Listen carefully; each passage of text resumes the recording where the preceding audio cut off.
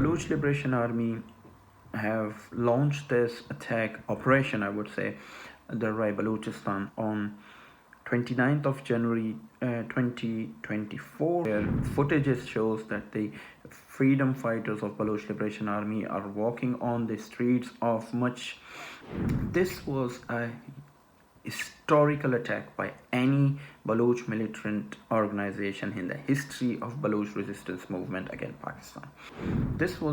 I think this is something where the Baloch are drawing a line that how they will shape their struggle. The Baloch Liberation Army have launched this attack operation, I would say, Dara-e-Bolan on 29th of January 2024, and it was ended on the evening of 31st of January 2024. So that operation lasted for over 2 days, and the Baloch Liberation Army claimed it has killed over 60 military personnel. It has targeting many military and governmental installation in that area.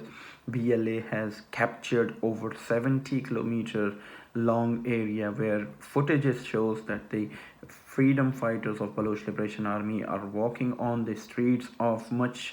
And this was a historical attack by any Baloch militant organization in the history of Baloch resistance movement against Pakistan. So I think this is something where the Baloch are drawing a line that how they will shape their struggle, how they're going to go ahead. In history, we have seen, the Baloch have fought like the guerrilla war, where they just attacked and then they just try to be safe and run away, with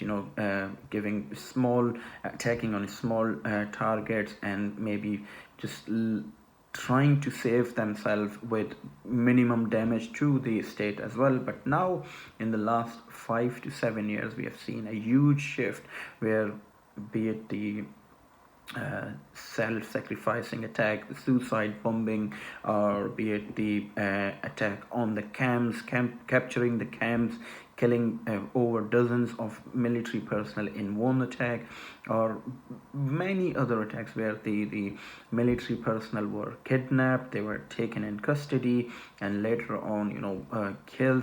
So these are the attacks that shows the strength of Baloch resistance movement, that shows the strength of Baloch Liberation Army and as well the other militant organization in Balochistan. Now, obviously, this is not a war that is started by the Baloch. The war was imposed upon Baloch people. The war was imposed on the day when Balochistan was forcibly annexed by the Pakistani state, and it goes back to the 1948 on 27th of March. So since then, the Baloch have been resisting. The Baloch used all means of struggle, political mean, the mean of media, the mean of human rights, the mean of education, the mean of militant struggle, the armed struggle. It is on the Pakistani state where they want to take this war, whether they want to resolve this issue, whether they want to give but what Baloch are demanding, their just right to be free, or if Pakistan want to continue their occupation, their suppression, their subjugation of the Baloch people. So I would believe the Baloch will have the right to defend themselves, to defend their motherland, and to struggle for its freedom until they regain what was their own. Similarly, if we talk about the Baloch armed organization, I would say that their presence have always been in Balochistan. There was never a time when someone can claim, that Balochistan has not seen the presence of Baloch militant organizations, or the presence of the Balochistan Liberation Front, Baloch Liberation Army, and other organization was missing from any area of Balochistan. But in the last 5 to 7 years, what we are seeing and what we are witnessing, it is that their intensity in their attack is growing. despite what the Pakistan army is claiming, despite what the Pakistan army is saying, that the militants are surrendering, that they have, some organizational leaders, they have surrendered.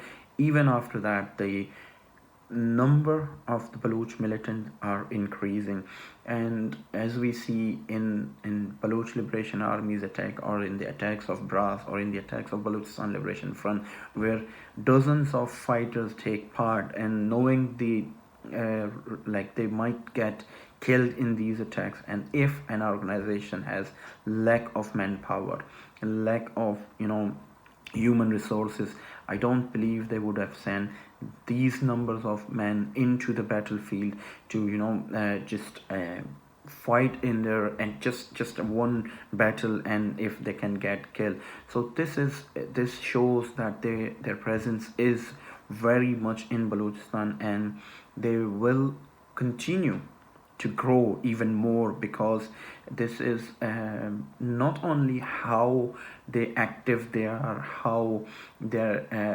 actions will impact, how it will become a story in Balochistan, that how bravery these men are fighting against an occupying forces, but as well the Pakistani army's brutality is encouraging that Baloch youth, the Baloch people, that they should join the Baloch militant organization, because if they are not able to protest, if they're not able to rise against the brutality by talking against it, by writing against it, by being available in the mainstream politics of Balochistan.